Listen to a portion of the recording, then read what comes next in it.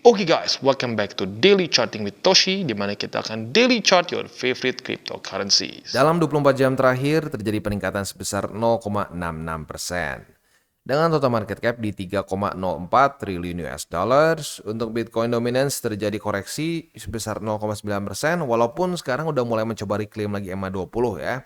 Tapi overall terjadi koreksi yang lumayan. Dan BTC daily close di angka 90 ribuan lah ya. Dan sekarang runningnya bahkan di daerah 69 ribu. Tepatnya daily close jam 7 pagi tadi itu di angka 90.600 begitu. Jadi sebenarnya masih di daerah situ-situ saja sih. Masih bisa dihitung sebagai masa-masa konsolidasi begitu ya. Nah, ada beberapa yang nanya, "Bang, akhir tahun Bang, apakah bakal ada pump di akhir tahun atau malah koreksi di akhir tahun nih?" Jadi ada yang ngerasa menuju ke akhir tahun akan nge-pump, ada yang merasa justru akhir tahun akan ngedump gitu. Kita langsung lihat aja datanya ya. Datanya kita bisa lihat di sini ya, akhir tahun nih, akhir tahun sebentar. Di sini sini nih ya. 2023 akhir tahun menuju ke Desember yang terjadi adalah di cryptocurrency market terutama di BTC itu terjadi pump. Itu ya, pump. Setelah itu corrective movement ya. Nah, setelah corrective movement di sini dibilang bearish banget juga enggak sih ya. Sempat ada kayak momentum yang cenderung bisa bullish seperti mau lanjut tetapi ketahan oleh resisten terbentuk di Desember awal. Nah, jadi ini seperti mendekati double top, turun ke bawah ya, tapi nggak benar-benar terkonfirmasi juga. Jadi bisa dibilang ujung-ujungnya seperti sideways yang lumayan lama, begitu. Nah, di awal tahun dapat sedikit boost ya, boost walaupun ada koreksi lagi, tapi masih lanjut. Nah, tetapi kalau kita mau ingat juga di masa-masa ini memang ada hype apa? Hype ETF spot. Begitu ETF spot dari BlackRock. Jadi ya masih ada momentum di sini. Nah, oke. Kalau kita misalkan bilang oke, berarti beda Bang, yang di sini khusus karena memang ada momentum dari ETF Bitcoin ya. Coba kita lihat sebelumnya lagi. Boleh. Di 2022 berarti ya, di 2022 Desember kita bisa lihat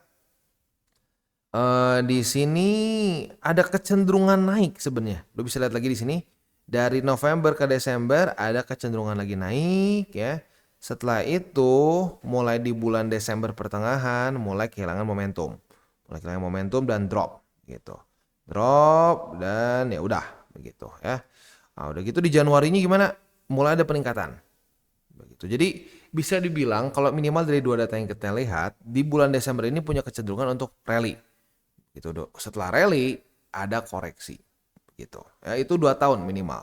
Tenang, data masih banyak, kita bisa lihat lagi ya, kita bisa lihat lagi di 2022 ya, 2022 oh sorry 2022 kemarin 2021 berarti ya. Di 2021 apa yang terjadi di 2021 bulan November sampai ke Desember lah ya. Oh enggak. Di November pasti sini ngedrop duluan gitu. Lalu di Desember kita bisa di sini yang terjadi adalah dia malah lanjut lagi terus turun dan turun. Begitu. Jadi kalau mau dibilang setiap akhir tahun itu pasti ada momentum tertentu ya enggak juga begitu. Tapi kalau kita mau lihat ya minimal 2 tahun ke belakang di bulan Desember itu ada ya, ada semacam momentum begitu ya menuju ke akhir tahun. Nah, tapi udahnya menuju ke Januarinya melemah begitu. Kenapa? Logikanya seperti ini. Logikanya kenapa terjadi pelemahan? Karena orang-orang sudah mulai mau berlibur ya. Dan juga untuk para smart money begitu ya. Mereka kan mainnya kuartal per kuartal. Nah, itu udah tutup kuartal tuh. Saat tutup kuartal biasanya posisi ada yang ditutup dan seterusnya. Itu membuat market cenderung bisa terjadi corrective movement juga. Begitu ya. Nah, maka dari itu kalau gua pribadi sih ya nggak akan mau tebak-tebakan. Wah, kalau gitu sekarang gua TP dulu nih. Siapa tahu bakal kayak di 2021. Oh jangan, kita justru buka posisi long gede-gedean nih ya. Kita ngelong gede-gedean karena kayak beberapa tahun sebelumnya ini ada rally dulu. Udah jangan, tugas kita adalah bereaksi. Kalau sampai dia ada setup futures, misalkan nih dia retest ke EMA20 mantul, ya monggo bisa pasang posisi long. Terus kalau misalkan secara spotnya ya kena ya bisa juga diakumulasi begitu. Jadi hindarilah ya kita mengatakan seperti ini. Oh di tahun sebegini pam, maka kita juga akan ngepam. Ayo kita ngelong. Aduh, jangan seperti itu ya. Kita boleh ngelihat ya dari data itu nggak salah ngelihat data begitu. Tetapi jangan kita menyimpulkan karena di tahun ini nge-pump, karena di tahun ini ngedam, maka sekarang akan sama. Wah, ya nggak bisa seperti itu ya. Kita bisa melihat indikasinya ya, kita bisa melihat indikasinya untuk menjaga resiko kita. Tapi at the end of the day, triggernya adalah lagi-lagi price action saat terjadi konfirmasi. Begitu ya. Oke. Next adalah untuk di weekly ya. Untuk di weekly kita bisa lihat di sini Bitcoin kemungkinan besar akan terjadi weekly close lagi di atas dari upper band ya. Nah, buat lu yang di sini kemarin belum sempat TP ya, yang SOP-nya sama minimal. Karena gini, TP itu sangat ini ya, sangat personalized begitu. Karena ya ada yang mungkin perlu TP gara-gara ada kebutuhan mendadak, ada juga mungkin yang TP-nya beda SOP-nya. Jadi lebih sulit dibandingkan dengan SOP DCA kita gitu. Akumulasi jauh lebih gampang, bisa dibikin seragam. Tapi untuk TP gua rasa cukup sulit karena setiap orang berbeda-beda gitu ya. Nah, jadi tapi buat lu yang ngikutin cara TP TCI ya. Nah, sudah TP kemarin di sini, jangan dipaksain TP lagi begitu karena terlalu dekat di sini. Ya, tapi buat lu yang mungkin baru nonton DCWT ya, ya, belum tahu, belum TP sama sekali ya boleh pertimbangkan TP di sini. Mau berapa persen? Ya kalau gua terakhir 20% begitu ya. Tapi ya balik lagi kita lihat sampai besok ya. Kita lihat sampai besok weekly closing seperti apa. Ya pokoknya selama dia masih di atas dari 81.185 ya pertimbangkan untuk TP begitu. Sekali lagi pertimbangkan ya karena setiap orang TP SOP TP-nya bisa berbeda-beda ya. Oke, kita geser dulu ke news. Ini news penting di mana sebenarnya ini lebih ke rumor juga lah ya. Rumor di mana Gary Gensler mungkin meninggalkan SEC sebelum Januari 2025 ya, di tengah kecaman aset kripto atau lebih tepatnya kecaman dari para pelaku para pelaku aset kripto di US lah begitu ya. Jadi buat ya semua orang tahu ya kemungkinan besar ya Gary Gensler ini bisa dibilang ketua SEC yang salah satu yang paling terkenal gitu. Karena jujur yang sebelumnya aja gue lupa siapa namanya ya. Ya karena kalau zaman dulu sampai ada permasalahan dengan SEC, ya udah SEC aja. Tapi di masa-masa Gary Gensler, sepertinya Gary Gensler ini membuat semua itu jadi very personal begitu dengan statement-statement dia yang terdengar anti kripto begitu ya. Dan sebenarnya ironisnya ya, gue inget banget waktu Gary Gensler lagi mau naik nih. Gue happy. Wah, kenapa? Karena Gary Gensler ini mengerti kripto. Dia pernah ada bikin kelas mengenai kriptografi, mengenai Bitcoin di MIT dulu ya. Nah, tiba-tiba waktu udah naik jabatan, sepertinya lupa semua ya. Wah, jadi kayak seperti Mad Dog gitu ya. Wah, ngejar-ngejar semua ya. Sebenarnya gini, kalau regulator meregulasi misalkan, nggak boleh nih aset tertentu trade misalkan, ada aturan atau dia bikin aturan tertentu. Sebenarnya itu masih nggak apa-apa, nggak masalah kalau gue pribadi ya. Tapi yang menjadi masalah dengan masa jabatan si Gary ini adalah ini mukanya bukan kayak Gary Gensler ya. Ya pokoknya Gary Gensler lah. Ini nggak tahu kenapa sih mukanya ini ya. Nggak pakai AI mungkinkah, tapi nggak ngerti lah ya. Aslinya mukanya nggak kayak gini sih Gary Gensler soalnya. Ya masa-masa Gary Gensler ini paling gampangnya analoginya seperti ini. Lu masuk sekolah ya. Lu masuk sekolah, lu tanya oke, aturan sekolah untuk urusan sepatu misalkan. Sepatu harus hitam nggak? Oh, sekolah belum ada aturan. Oh, belum ada aturan ya. Berarti boleh. Oh, pokoknya sekolah belum ada aturan. Nanti ya pokoknya kita sih sekarang nggak akan menghukum atau apa-apa. Oh ya udah ya. Lu beli sepatu putih. Besoknya lu masuk sekolah langsung dicegat. Oke, lu pakai sepatu putih. Loh, kemarin gua tanya belum ada aturan sepatu putih kan? Iya, benar. Tapi itu kedepannya akan melanggar begitu. Jadi itu tetap masuk ke dalam pelanggaran. Loh, tapi aturannya belum ada. Belum ada, tapi nanti akan ada. Nah, kebayang nggak sekolah seperti itu? Itu urusan sepatu. Kalau misalkan ngomongin soal urusan HP gitu ya. HP sih boleh bawa nggak? Oh, kita belum ada regulasi mengenai HP boleh bawa atau enggak. Jadi boleh bawa nggak? Ya kita belum ada aturan. Besoknya bawa disita. Nah, kan itu bangke kan? Nah, itu yang terjadi di masa-masa Gary Gensler. Makanya banyak yang benci sama dia. Karena gimana ini? Kita mau melakukan bisnis tapi regulasinya aja kita minta loh. Kita minta aja nggak dikasih. Dan itu dilakukan oleh Ripple, dilakukan oleh Coinbase, Binance US gue nggak tahu ya. Tapi yang gue ingat tuh Coinbase sama Ripple, mereka berkali-kali minta ke SEC regulasi supaya kita bisa berbisnis sesuai dengan aturan di US. Belum ada. Tapi setiap kali Oke, ya sudah ya, kita lakukan apa yang kita lakukan biasa ya. Tiba-tiba diserang, dikasih surat cinta. Nah, itu maka menyebabkan kenapa Gary Gensler ini ya dikritik. Dia ini regulasinya by force katanya ya. Jadi kayak tukang palak begitu. Ya, karena ujung-ujungnya ya minta damainya apa ya? Damainya settle di luar court, bayar berapa gitu ya. Kan ujung-ujungnya duit kalau gitu caranya ya. Ya makanya jadi nggak populer. Semoga pengganti dari Gary Gensler ini akan memiliki hubungan yang lebih baik lah sama aset kripto gitu supaya bisa berkembang. Dan kalau presidennya Trump ya lu tau lah ya pasti dia ingin memasukkan orang-orang yang cenderung pro kripto begitu ya. Ya tinggal kita lihat lah apabila ini benar-benar terjadi di ini ya sebelum sebelum Januari 2025 dia mengundurkan diri. Rumornya setelah Thanksgiving ya kalau itu terjadi market ada kemungkinan bisa terjadi volatility dan volatility-nya lebih cenderung ke atas tentunya ya. Tapi hati-hati juga ya, hati-hati bisa juga terjadi buying the rumor and selling the news gitu. Misalkan rumornya makin kuat nih, naik dulu. Nah, hati-hati itu ya, bisa aja waktu si Gary mengumumkan malah ngedam juga, itu bisa juga terjadi ya. Jadi ya kalau gue sih simple, ujungnya balik lagi. Lu belinya kapan? Jadi belinya kapan bang? Sekarang? Enggak, bukan sekarang atau besok. Saat kena support. Begitu. Kalau kena support ya beli. Kalau nggak kena ya jangan. Begitu ya. Oke.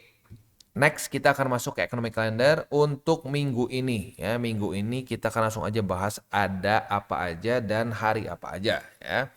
Hari Senin tanggal 18 November nggak ada ya. Selasa tanggal 19 November juga tidak ada.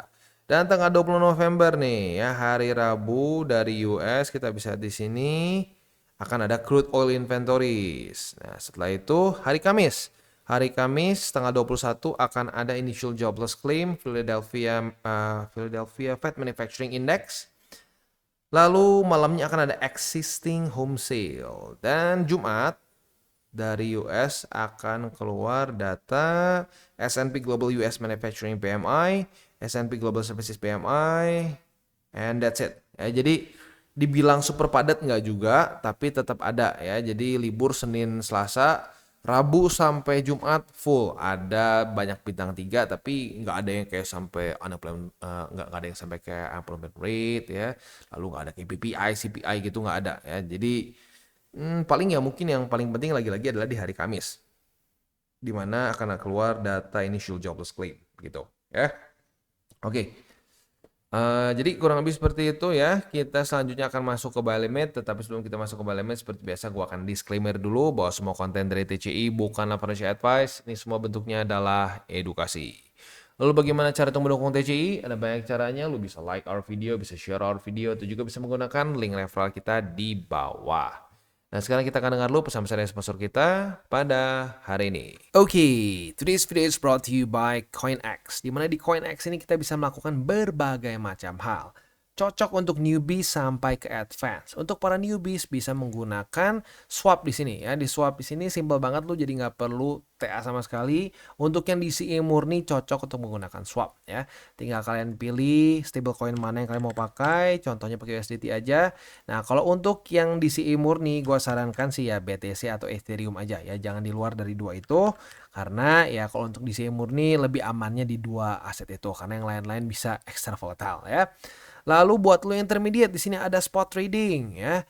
Lalu juga di sini ada margin trading, ada juga futures, dan futuresnya ini bukan cuma futures trading aja, tapi ada juga copy trading. Jadi sangat lengkap buat lo yang mungkin ngerasa bahwa aduh bang, gue mendingan ngikutin aja trader lain yang sudah lebih punya pengalaman. Nah, monggo lo bisa ikutin juga di sini ada berbagai macam trader yang lo bisa copy. Nah, selain juga di situ ada newcomers eksklusif di mana ini untuk para pengguna baru ya, dan ini setiap bulannya di-update. Jadi buat lo yang tertarik silakan bisa ikutan karena lo bisa mendapatkan cashback 10 USDT, 30 USDT, 60 dan seterusnya dengan cara yang relatif mudah ya. Seperti complete first deposit ya. Lebih dari 40 USDT bisa dapat 10 USDT cashback. Mantap ya. Nah, selain juga di situ kita bisa earning aset yang sudah kita beli. Misalkan kita sudah akumulasi BTC, Ethereum, dan berbagai macam altcoin altcoins lain ya. Nah, di sini kalian bisa ambil juga yieldnya begitu. Ada FTM, ada BTC dan seterusnya. Bahkan USDT pun saat lu masih nganggur nih, belum dipakai beli nih, USDT-nya juga lu bisa masukin ke sini ke earningnya mereka ya. Oke, jadi kurang lebih seperti itu untuk CoinEx ya. Selanjutnya, buat lo yang belum punya akun di CoinEx, pertimbangkan untuk menggunakan link referral kita di bawah dan mulai trade di CoinEx. Untuk Bitcoin ya, kita bisa lihat di sini MA20 masih mencoba untuk mendekat begitu ya. Nah, kalau kita mau ngomong, Bang, ini benar-benar nggak ada struktur. Sebenarnya ya ada possibility ini bisa menjadi support ya. Dibilang kuat, nggak juga begitu. Jadi ya oke lah, kita boleh bikin dulu nih bisa menjadi possibility support begitu ya. Nah, setup futures bisa nggak Bang? Boleh ya, tapi gue langsung ngomong aja di depan, ini setup futuresnya mungkin bisa sedikit lebih beresiko begitu ya. Bisa sedikit lebih beresiko sekali lagi ya. Oke, retest 1, retest 2 di angka 87.216, kita bisa buka posisi long dengan target TP-nya ya arguably bisa juga di sini nih. Walaupun lagi-lagi dengan cuma close baru sehari seperti ini, ada possibility seperti di tanggal 12 November. Jebol lagi bisa aja. Begitu. Tapi kalau mau sampai pasang target TP, ya boleh pertimbangkan di sini. Di angka 91.110 ya. Itu kurang lebih setup untuk posisi futures di Bitcoin ya. Untuk posisi long tepatnya ya. Tapi sekali lagi, untuk posisi long ini cenderung lebih beresiko karena ya sebenarnya gini loh. Paling aman tuh gini. Paling aman tuh saat dia sudah terjadi rally, baru ada corrective movement. Nah, corrective movement ada support begitu. Nah, support ini biasanya baru benar-benar jadi support. Tapi kalau misalkan dia baru gerak ini nih ya, dia baru ya kayak paling gampang sih contohnya kayak di sini ya. Ya, rally. Nah, di sini dia baru baru kayak mau bentuk struktur, kayak mau koreksi, taunya nggak koreksi. Malah naik turun konsolidasi. Nah, masa-masa konsolidasi seperti ini kadang-kadang supportnya jadi ya suka nggak terlalu kuat, resistnya juga nggak terlalu kuat. Makanya posisi longnya cenderung lebih beresiko dibandingkan biasa ya. Oke, itu untuk posisi long. Untuk posisi spotnya boleh pertimbangkan lah di sini ya, 87.216, DMA 20 dan di 73.116 begitu ya. Itu kurang lebih untuk posisi spot dan futures di Bitcoin. Untuk selanjutnya di Ethereum. Untuk Ethereum kita sudah punya posisi short ya, karena sudah terjadi retest 1, retest 2 di angka 3.157. Nah, sekarang kondisinya sedang profit sebesar ya kurang lebih 3% lah ya. Nah, target TP-nya jangan lupa dipasang di angka 3013 atau mungkin kalau mau dibulatkan ke atas lebih tepatnya ke 3014 ya. Itu kurang lebih untuk posisi short di Ethereum ya, jangan lupa dipasang target TP-nya.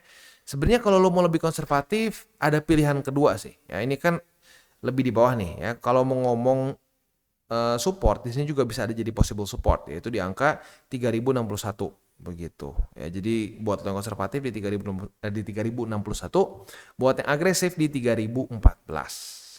Oke, itu untuk posisi shortnya. Untuk posisi spot di angka 3014, MA 200 dan di MA 20 ya. Itu kurang lebih untuk posisi spot dan futures di Ethereum. Dan sebelum kita tutup DCWT sesi pertama ini begini ya. Ini kita benar ya udah mau masuk ke akhir tahun. Akhir tahun ini ya memang ada beberapa statistik ya intinya bisa menuju ke volatility begitu. Jadi ya kalau gua pribadi sih tetap triggernya simple ya. Triggernya adalah kita jangan tebak-tebakan begitu ya. Jadi ya kalau keluar SOP TP ya TP begitu. Tapi Bang, kalau misalkan nih Bang, ya kita TP terus naik lagi gimana? Ya nggak apa-apa. Itu dia alasannya kenapa TP dari TCI itu ya.